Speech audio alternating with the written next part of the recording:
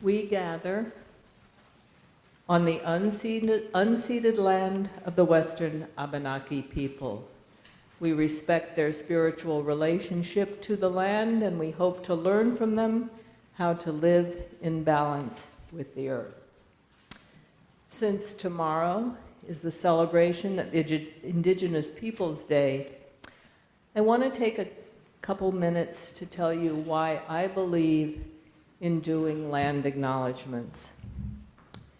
Last week, I learned, was the 200th anniversary of the Erie Canal, the first navigable waterway linking the Atlantic Ocean to the Great Lakes, touted as a great engineering feat in 1825.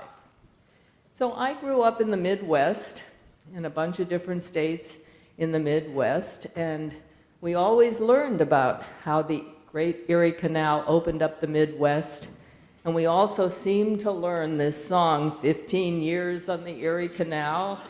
But what I never learned in the Midwest in the 1950s was that it was built across lands of the Oneida, Onondaga, and Seneca nations, forcing them off their ancestral home. I was really embarrassed last week reading this, that I had not known, or as an adult, deduced this fact until now. So I also learned from this article that efforts are being made to balance the celebration of the canal's engineering triumph with a more accurate and painful acknowledgement of the destructive impact on Native communities and the trauma that it caused. So I do land acknowledgements to remind myself of the true history of this country. On a more cheerful note, Monday, tomorrow, Indigenous Peoples Day, CVUUS is co-hosting, along with St. Stephen's Episcopal Church, right here at CVUUS. First of all, a potluck. Bring a dish to share made with Indigenous ingredients. The potluck will begin at 5:30, and then followed at 7 p.m. by an interactive talk by Randy Kritkowski of the Potawatomi Nation on surviving and thriving in the 21st century, what Native American spirituality can contribute. And he's going to tell personal tales that are appropriate for all ages, with the goal of providing those historical insights about how Native Americans navigated climate change and radical cultural upheaval. Good morning, everyone. Morning.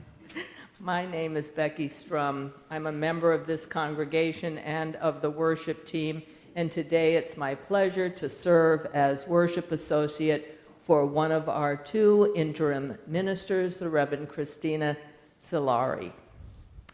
Welcome, everybody. I'm so glad there's so many of you. Welcome to those of us here in the sanctuary with me. Welcome to those of you who are watching on Zoom, and to those of you who will watch this service online at a later date. Welcome to CVUUS, the Champlain Valley Unitarian Universalist Society.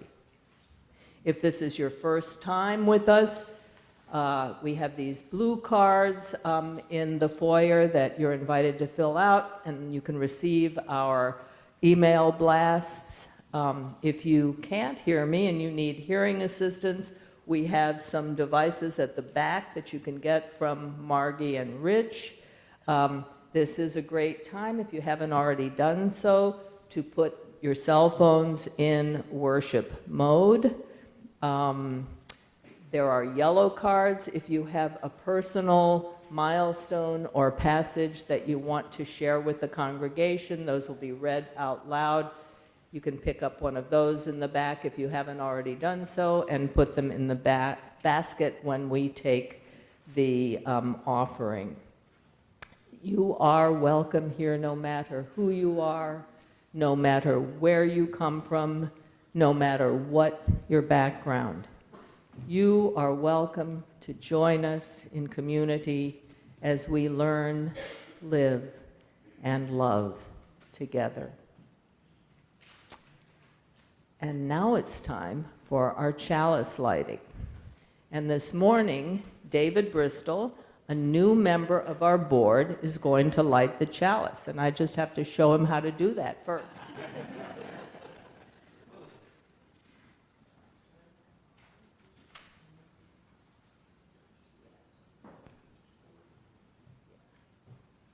So, as David has lighted the chalice, please join in reciting our chalice lighting, which is on the screen and in your order of service. We light this chalice to affirm the light within us all. May its flame remind us to nurture our own inner wisdom and to extend the warmth of compassion to others. Let this light be our guide.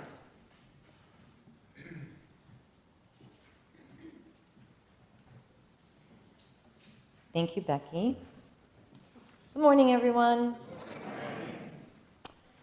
In a free religious community, to serve is the highest expression of our commitment and our love. To be asked to lead is the highest honor. The members of your board were voted on by congregational members last June at our annual meeting. This morning, we are installing them so you can all know who they are, as they are available to you for conversation about CVUUS. Will the board members please come forward as I call their names? David Bristol, one of our newest board members. Brett Milliard, who is the board chair and president of CVUUS. Lynn Rice, vice president.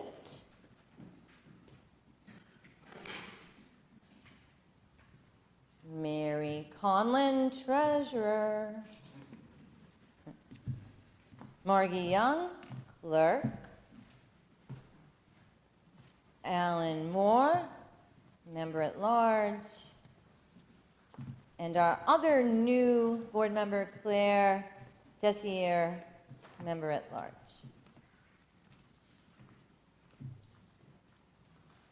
The relationship between a congregation and a board is one of deep respect and mutual regard. You have asked them to take on the holy work of discernment and guidance. They need you to support them in their work, share ideas and concerns with love, and offer them trust as they fulfill their office faithfully. The work of this community is the work of the people. It is the work of building the world which we dream about. It may require time spent making hard decisions, hours spent in meetings where small details are hashed out.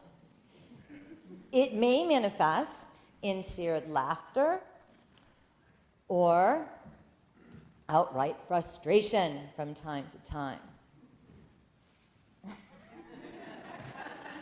This is all true. And it is always sacred because it's in pursuit of beloved community. As a symbol of the work that we share, I invite all of us to stand and hold hands if you are willing and able. As a symbol of our shared ministry. Wow, you're doing such a good job. May we, the people, connect to the people among us. May we send our love and faith and hope for this community from our hearts, through our hands, to one another, and into the world. Remembering that service is an act of faith, done with compassion and discernment, lived in and through our community and beyond. I ask now the members of CVUUS, will you offer your love and trust to your board, responding when they seek your input, showing up when they tell you that work needs to be shared, and listening carefully when they speak of the life of the congregation? If so, please respond, we will. We will. Brett, Lynn, Mary, Margy, David, Claire, and Alan, will you be diligent and faithful in your work, bringing your best selves and practicing self-care, and open-heartedness, tending with love the details of this work, and always keeping the goal of beloved community in front of you as you serve? If so, please respond, we will. May the spirit of love guide us all in the coming year. May a spirit of joy infuse the work we engage with, and may our service bless the world. Amen, and blessed be.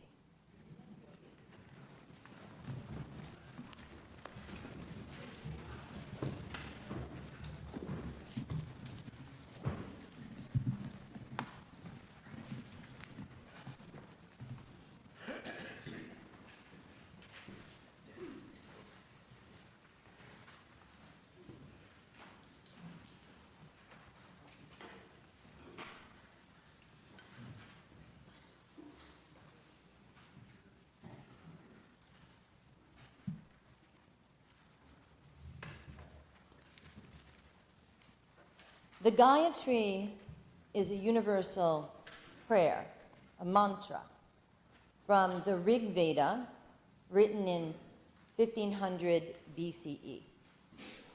It is a call to worship addressed to the immanent and transcendent divine, which has been given the name Savita, meaning that from which all this is born. The Gayatri has three parts: adoration, meditation, prayer. First, the divine is praised, then it is meditated upon in reverence, and finally an appeal is made to the divine to awaken and strengthen the intellect. There are many translations of the Gayatri mantra, and I like this one by Swami Vivekananda. We meditate on the glory of that being who has produced this universe. May she enlighten our minds. I'm going to chant the Gayatri 3 times. Om Bhuvah Sva Tat Savito Varenyam Bhargo Devasya Dhimahi Diyo Yona Prachodayat. Om Bhuvah Sva Tat Savito Varenyam Bhargo Devasya Dhimahi Diyo Yona Prachodayat. Om Bhuvah Sva Tat Savito Varenyam Bhargo Devasya Dhimahi Diyo Yona Prachodayat. Om. We meditate on the glory of that being who has produced this universe. May she enlighten our minds.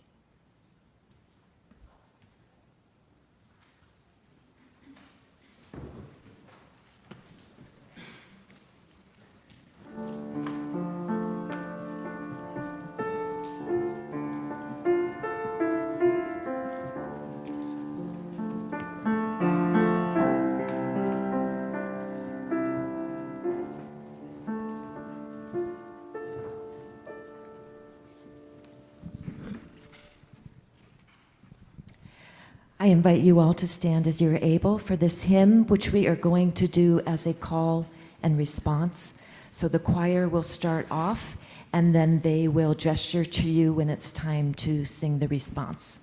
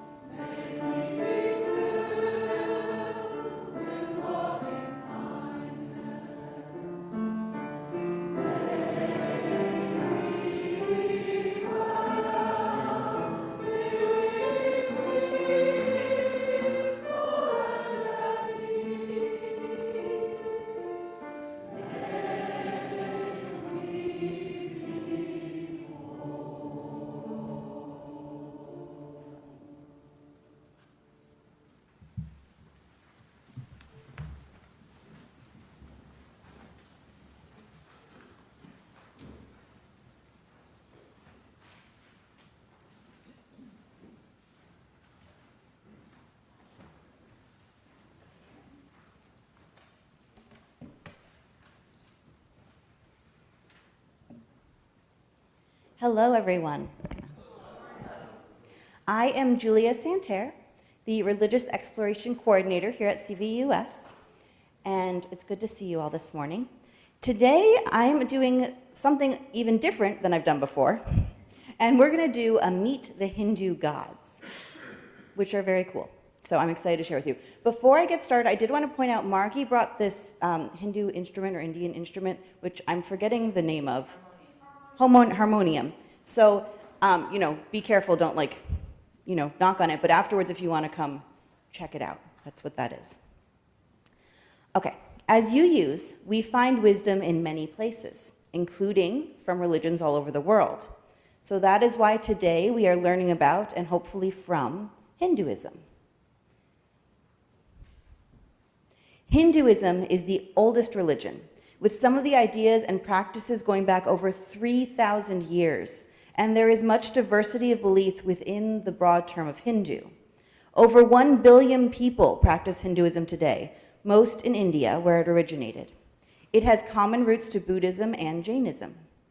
Hindus believe that no religion teaches the only way to salvation above the others, but that all genuine paths are facets of God's light, deserving tolerance and understanding. And that feels very UU to me. There are many Hindu stories and many variations of those stories, and a lot of them seem to feature gods fighting demons, such as the Ramayana, which is an image from the image shown here. However, today I'm not telling you a story. We are going to talk a bit about some of the major Hindu gods. It's important to know that Hindus do not view these as separate gods, as some other pantheons might. So instead, there is one universal divine love or energy or God, but these are manifestations of that whole.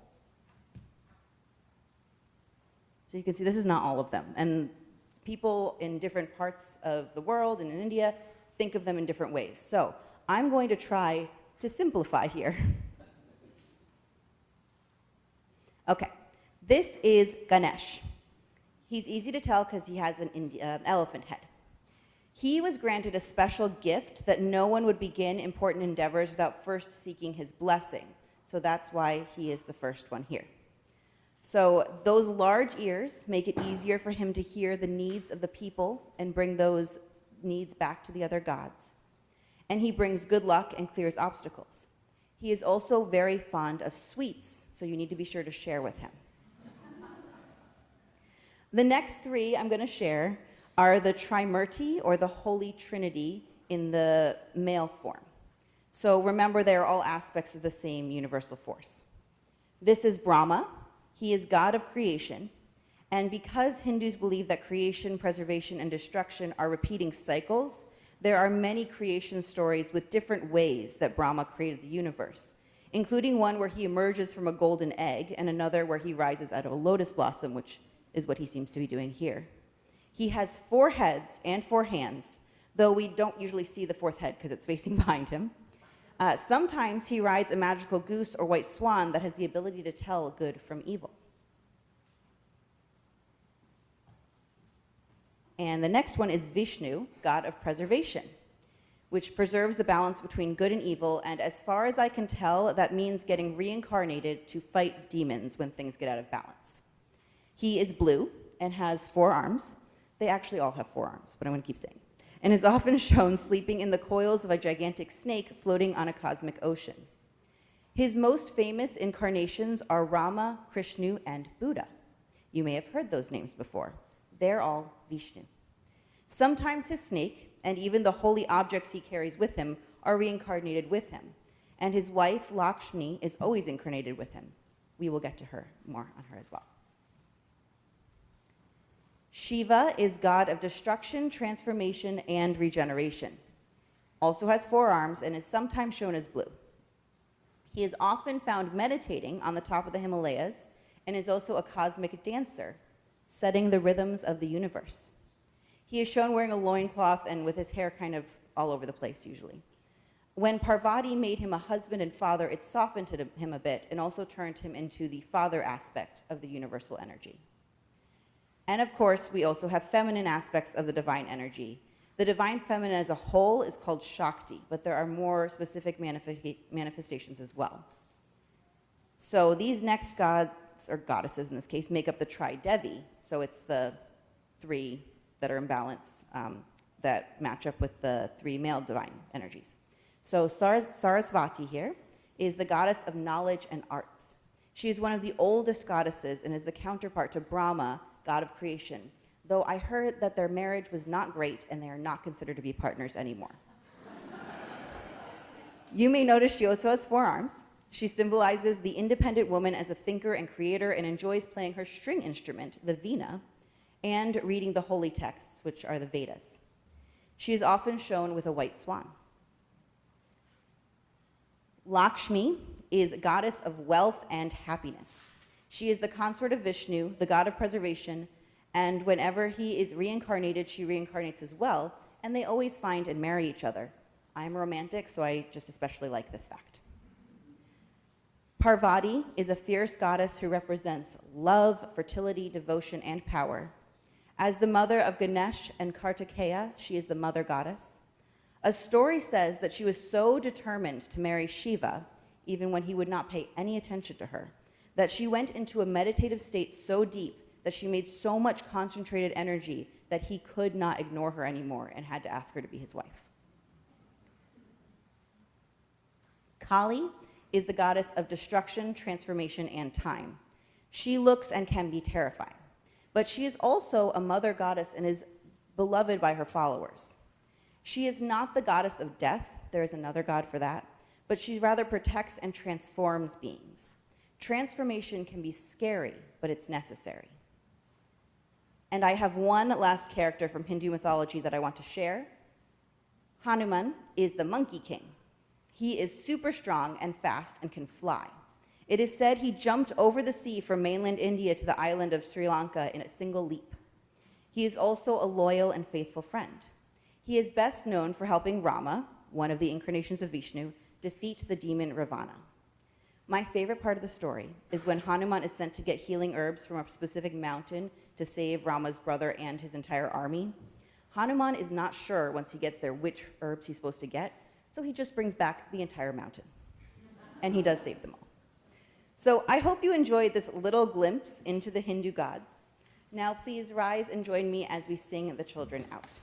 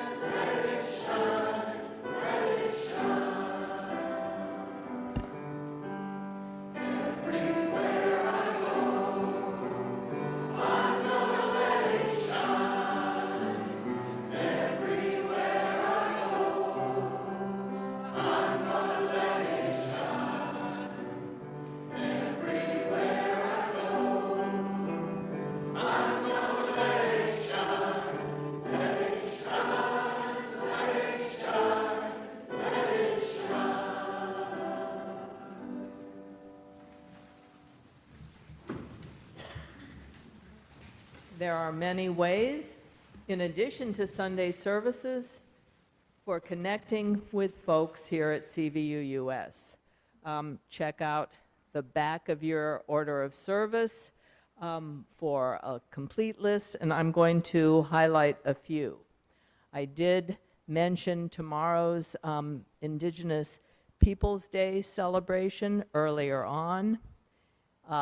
This Friday, October 17th, is another wonderful all-ages game night. And then the next night, Saturday, October 18th at 5 p.m., is a parents' night out. Next Sunday, after this service, down in the social hall will be an activities fair in which you'll be able to see the many ways that our congregation is active. There will be display tables with information and members available to answer your questions. And candy. Yes, and candy, very important. So now it's the time in our service where we take up the offering. CVUUS splits the offering each month with a different nonprofit or organization that shares our values. And this month, we are sharing our plate with Mid-Pride and Outright Vermont. Outright Vermont has provided support, advocacy, and celebration of young queer people in Vermont for 20 years. Mid-Pride, organized by our very own Elio Farley, is the wonderful family-friendly celebration and community-building event for LGBTQ plus community in Addison County, centered around a glorious parade and festival hosted by the Teen Center and other partners, including CVUUS, that we experienced yesterday.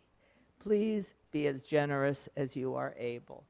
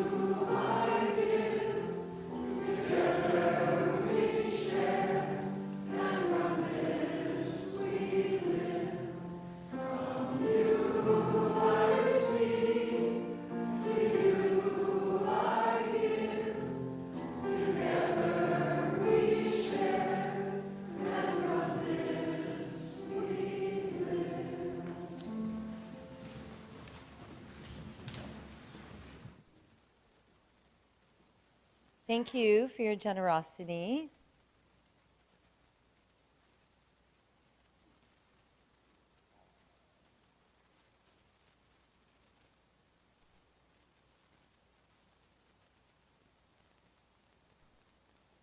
Okay.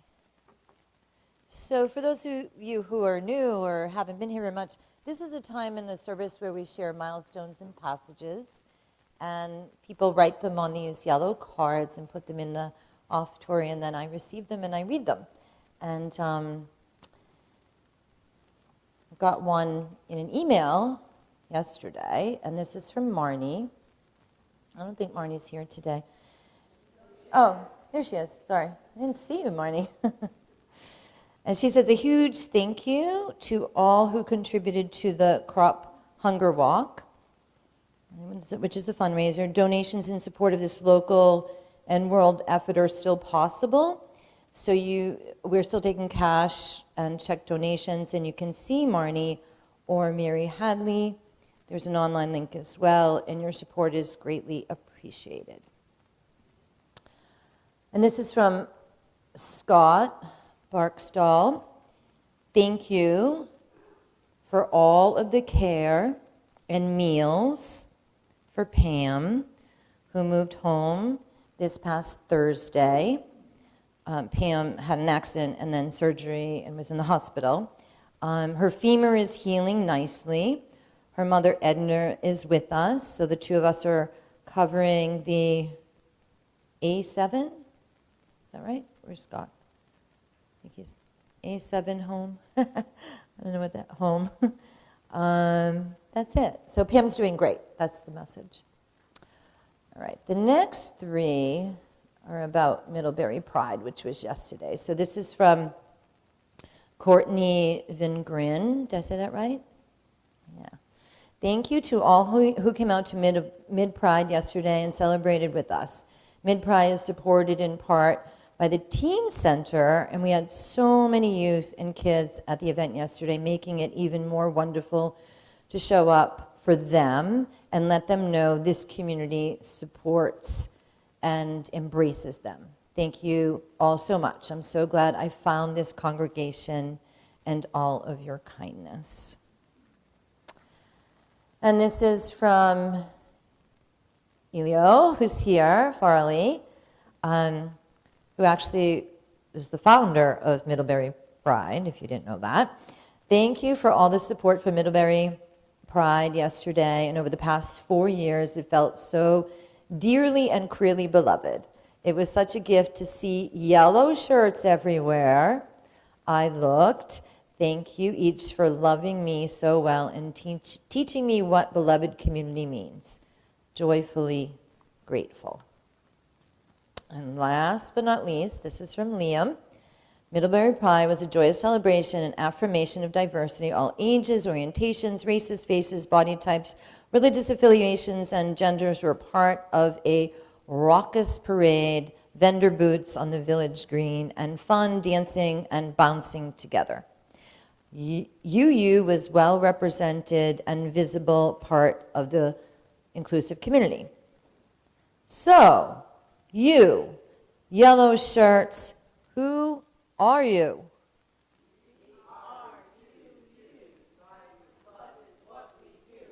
We are you. Decide with love is what we do. One more time. We are you. Decide with love is what we do. Yay. All right. So we're moving into a different energy now. Oh, I didn't see that. It says yellow card.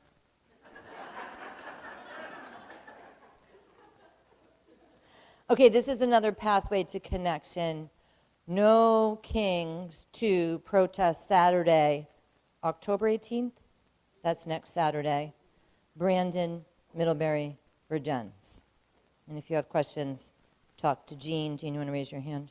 Any of Jean, Lise, Ravel. All right. Thank you. All right. So we're going to move into a contemplative time of the service, and I'm wondering, Margy, can you multitask, Margy? I think she can, or someone can do what she's doing. So, Margy, you want to just tell us about the harmonium, your harmonium? She had no idea I was going to ask her to come up and do this. A couple of days ago, I let them know I had a harmonium, which is a traditional, not that traditional, but traditional for the last 100 years maybe, instrument that's used in India. I think it was created by the British when they showed up and they wanted to be able to accompany hymns, and they were used to having an organ with a keyboard. And so they created this like mini organ. And it's a mini pump organ, and you pump it with one hand. There's a bellows in the back, and then you play it with the other hand, which kind of limits what you can play because you've only got the one hand. It's important if you're messing with it afterward is don't pump if you don't have a note down because you're pumping air into the box and there's no way for it to come out unless you have a note down. There's a whole little row of reeds underneath the row of keyboards. So as you press the keys, then you get all the various notes. So I got it in order to accompany chanting in the Siddha Yoga tradition, which is part of the Hindu tradition, where you use it to accompany chants. So, Margy, I'm hoping that you can play it a little right now. Sure. While I'm talking. Yeah. Okay. Hopefully it won't be too loud. Yeah, it'll be fine. And it actually originated in West Bengal, the harmonium. So I would like to share a little bit about the Yoga Sutras of Patanjali. The Yoga Sutras of Patanjali are a foundational text of yoga philosophy. They're composed of 196 concise Sanskrit aphorisms, or what we call sutras in Sanskrit.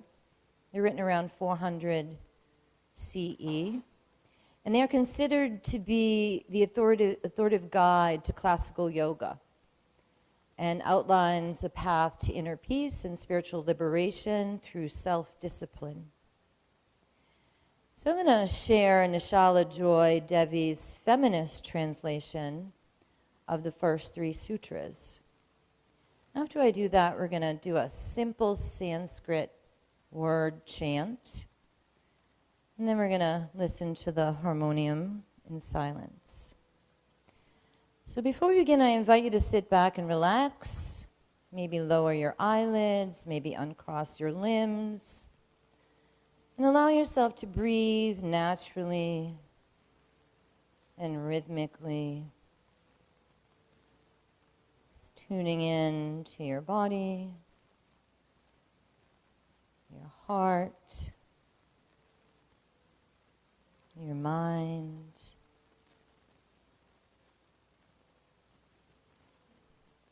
First sutra, Atha Yoga Anushasanam. With humility, an open heart and mind, we embrace the sacred study of yoga.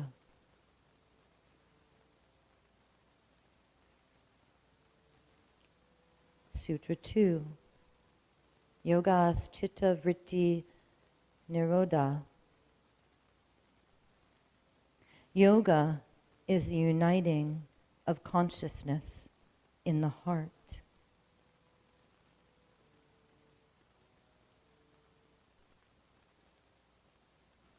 Tada drastu swarupe vastanam. United in the heart, consciousness is steadied. Then we abide in our true nature, joy.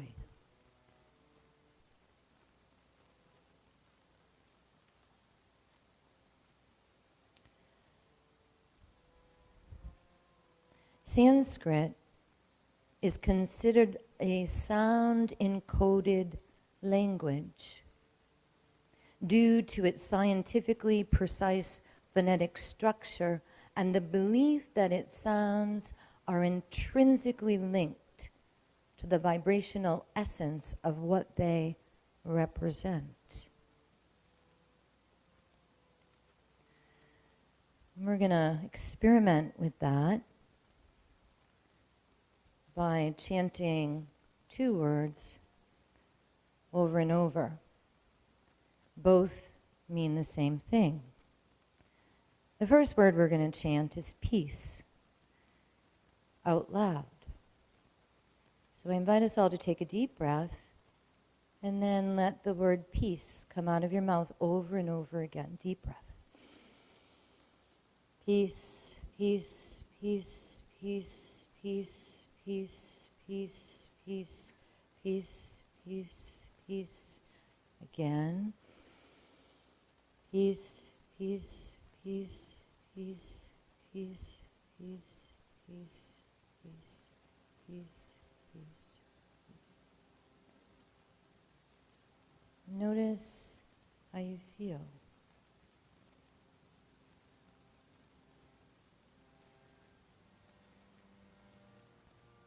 Now we're going to do it again using the Sanskrit word for peace, which is shanti. Deep breath. Shanti, shanti, shanti, shanti, shanti, shanti, shanti, shanti, shanti, shanti, shanti, shanti, shanti, shanti, shanti. Again. Shanti, shanti, shanti, shanti, shanti, shanti, shanti, shanti, shanti, shanti, shanti, shanti. Notice how you feel.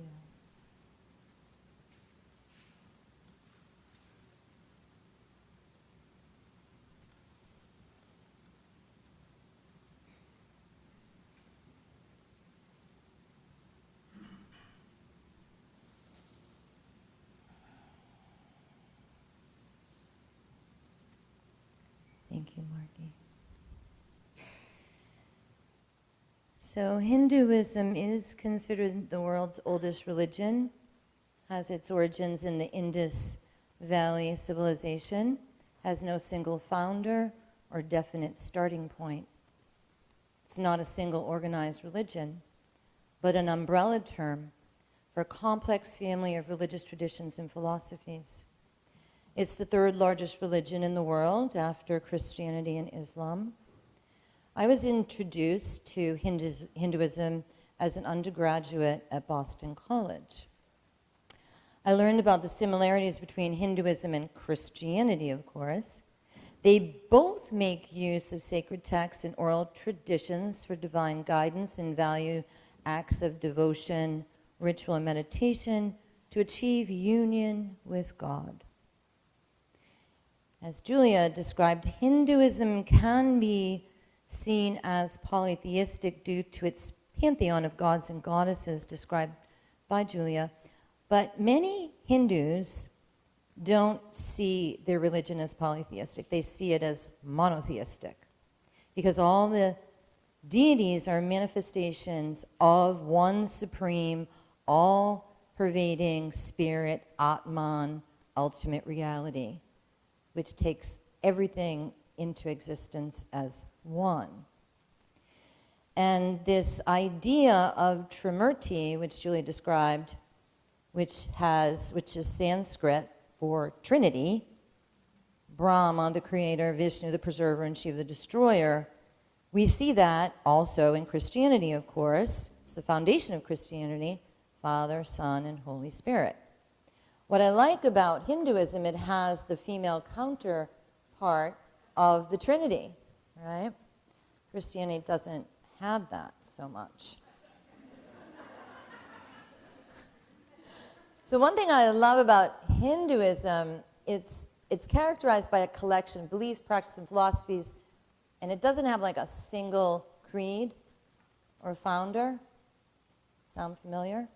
It's based on sacred ancient Sanskrit Hindu texts known as the Vedas. There's 4 Vedas, and they contain hymns, philosophical ideas, rituals, practices, and they are thought to have been revealed to sages by some divine inspiration and not written by humans, but channeled by humans. The key beliefs of the Vedas in Hinduism include Dharma. Say it out loud. Dharma. Anyone know what that is? I know some of you do. Right? So it's living righteously. It's a moral code of conduct, righteousness, and spiritual duties that help maintain cosmic order. And a lot of times people will say, I'm living my dharma, or what's your dharma? Like, what is my life course in this spiritual and kind of ethical way? Then there's samsara. You can say that, samsara. And that's the continuous cycle of birth, death, and rebirth, over and over again. So many Hindus believe in reincarnation. And it's a very complicated system of reincarnation that I'm not going to get into. It involves caste and animal and human and on and on. Then there's karma. We've all heard of that word, right? Why don't we say that? Karma. Karma. And that's the universal law of cause and effect, where a person's actions and thoughts directly influence their current and future lives. And I would say they can also influence our past, because time is an illusion. And the last is moksha. Moksha. And that's the goal of liberation from the cycle of what? Birth, death, right? And it's allowing the soul, the Atman, to merge, our own personal soul, the Atman, to merge with the higher Atman, with a capital A, the Supreme Soul. So I began my study of yoga in a church basement in Cambridge, Massachusetts. The first thing I learned was that I was not living. I was a dancer my whole life. And when I started doing yoga, I realized I wasn't actually present in my body. I know some of you can relate to that. I learned that my breath was a portal into the mystery, and that physical death was not the end of me. These were important lessons learned at the tender age of 22. I wanted more.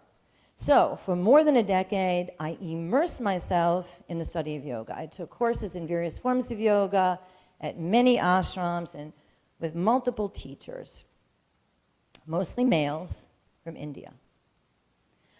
4 of the most prominent teachers I studied with were accused of sexual misconduct.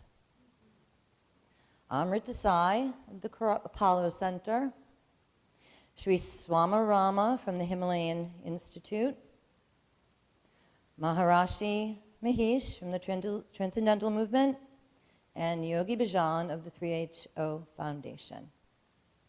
Like, I can feel the anxiety. I've never said that out loud publicly.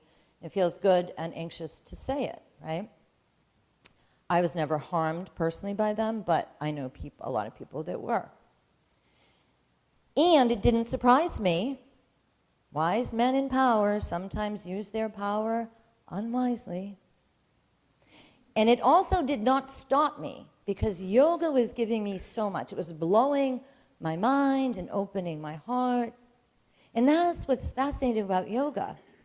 It sees the mind and the heart as equally valuable. One of its goals is to help the mind and the heart to communicate with each other, which our culture does not do. My participation in puja ceremonies, kirtans, Diwali festivals were uplifting community events. I wanted more, so I enrolled in an Ayurvedic medicine course after a chance encounter of meeting Deepak Chopra in a bookstore, who had created the program. And there I studied Sanskrit, Vedic medicine, and yoga philosophy. I was starting to begin to understand dharma, samsara, karma, and moksha. During this time, I was married to a woman. I was really unhappy in my relationship. Some of you know a little bit of this story. My wife was becoming very controlling after a few years of marriage, and what I thought was this idyllic relationship, partnership, was a prison of my own making. And because of my dedication and my understanding and experience of Hinduism, I decided to do a ritual with the goddess Kali, who's like really widely worshipped in India. She's fierce but compassionate. And I needed a fierce feminine energy to transform my life because I was pretty miserable. So I did a puja to Kali, made offerings and prayers, created a dance performance in honor of her. I was passionate and respectful in my relationship with Kali because I had heard and read about women who invoked her and ended up in jail or in psychiatric hospitals, and so I was careful. I humbly asked her to change my life, and that she did. What followed was the painstaking ending of my relationship. It was too long to tell, but it involved the court system, emotional chaos, battles with friends and families. It wasn't sweet or easy, but Kali's energy sustained me through many difficult months. And the most significant teaching was the realization that I had been allowing my ego and my fear to rule my life. And calling upon Kali dissolved all of that, bringing me deeply into my heart, where I was able to experience compassion for myself and eventually for my ex-wife. Kali slowly began to rebuild my life, new apartment, sustainable work, new relationship. A year after I invoked Kali into my life, I moved to Connecticut, where my present husband lived. She helped me rebuild my new life. I began teaching, creating community. I was in a relationship with someone who honored and celebrated my power, yet kept my ego in check. That new life gave me the freedom to then go and get a master's degree in the psychology of yoga and mind-body health. I got more yoga philosophy, studied Vedic texts, studied the Bhagavad Gita and the sutras, wrote a thesis on the 7 chakras, which was used by many yoga teachers. Sometime in the middle of my deep dive into these Hindu-based practices, I found our faith. Although the various yoga communities I was a part of nourished me, even provided me with teaching and leadership opportunities, the male guru-dominated approach did not resonate with me. I was sick of men calling the shots and misusing their power.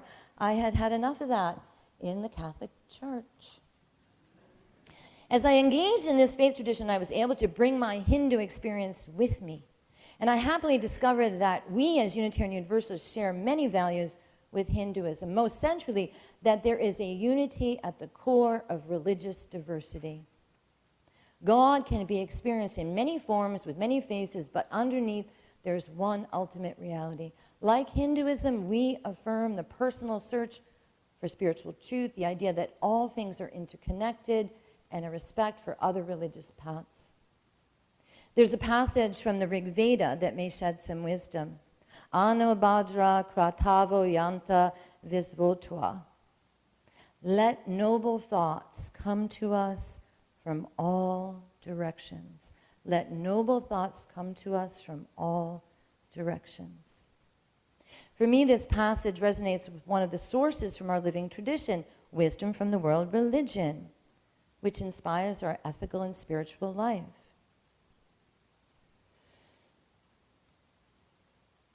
We don't pretend to have the answers, and neither do Hindus. We seek out wisdom from many sources. But for me, when I was asked to preach about Hinduism today, I was like, It brings up the notion of religious appropriation, right? Now the story, I remember while teaching yoga at Interdisciplinary Artist Center, I became friendly with a professional ballet dancer born in India. We chatted about how as children, I was forced to study ballet and he was forced to study yoga, and we thought it was interesting that now we were adults and that we were both passionate about another cultural practice. And he told me that his partner, who grew up Christian, had been to India with him many times, and that she was more Hindu than he was, right? Because she was learning about Hinduism from his family, because she delved into the practices. And We were asking him if he read the Bhagavad Gita, which is a revered Hindu scripture written between 500 BCE and 200 CE. If you haven't read it, I highly recommend it. He said his grandfather read it to him as a child. For me, the story of the Gita is a story of courage and compassion. Arjuna, the warrior prince, is faced with the dilemma of going into battle with his own relatives, teachers, and acquaintances. Arjuna is on the battlefield and he's confused, he's afraid, and he turns to Krishna, the Lord of the universe, for advice. And Krishna's primary message is the cultivation of inner peace and inner courage, no matter how painful or pleasurable the events, Krishna said, results and thoughts that appear to be. We must have the courage and determination to stay anchored in our hearts with love. We must become warriors of love. Near the end of the story, when Krishna tells Arjuna, if you want to see the brave, look to those who can return love for hatred. If you want to see the heroic, look to those who can forgive. Arjuna, on the battlefield, his heart began to open. His fear slipped away, and he was able to go into battle. We are who we are, as you use, because we explore other religious traditions. Our new values of interdependence, pluralism, and transformation invite us to explore religions so that we can understand and support one another and the greater world.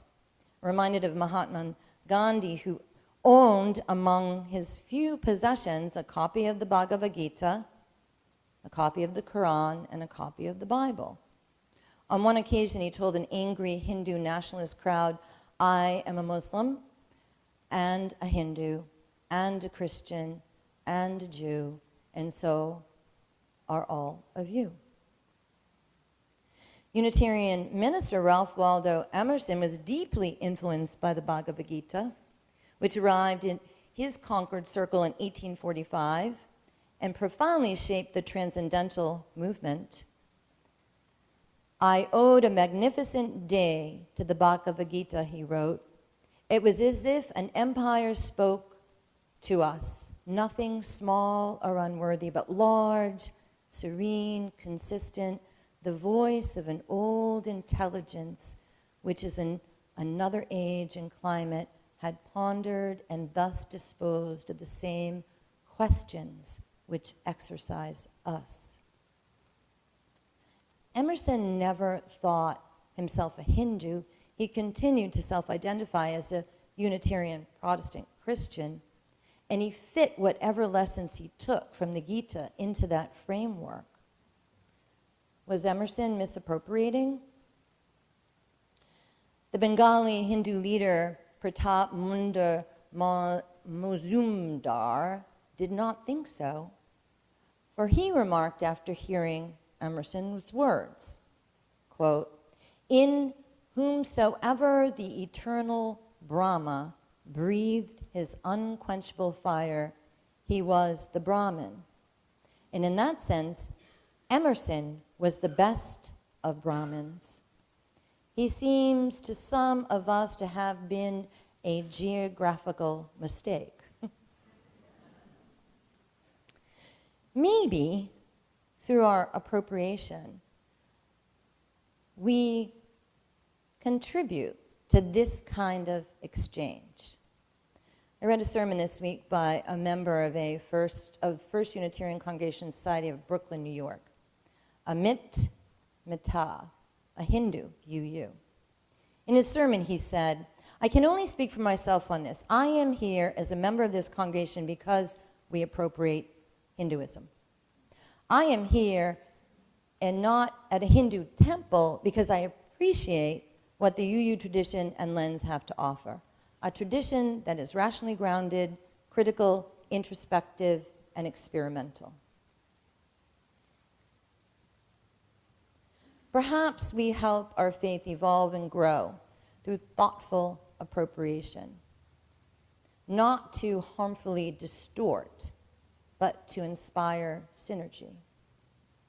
Hindu philosophy and practices continue to be part of my spiritual life. They have shaped who I am today as a seeker and as a UU minister. Our faith provides a container for me to live out my spiritual and ethical life in a community that supports me and holds me. May we all be warriors of love and compassion. May noble thoughts come to us from all directions. May it be so.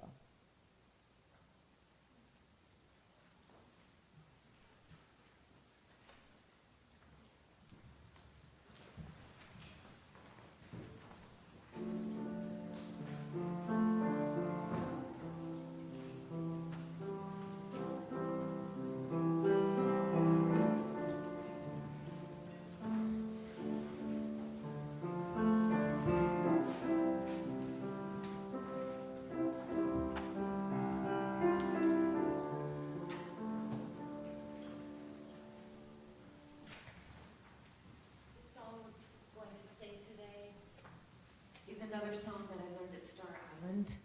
I wasn't quite sure how it would fit in with our subject matter this morning, but I think it really does reflect warriors of love. I'm just going to speak the words to you before we sing it. Listen, listen, listen, listen. Let me believe that love is possible. Let me remember the courage in my soul. I've got this body to march with. I've got this mouth to speak with. I've got these ears to listen. I've got this heart to love with.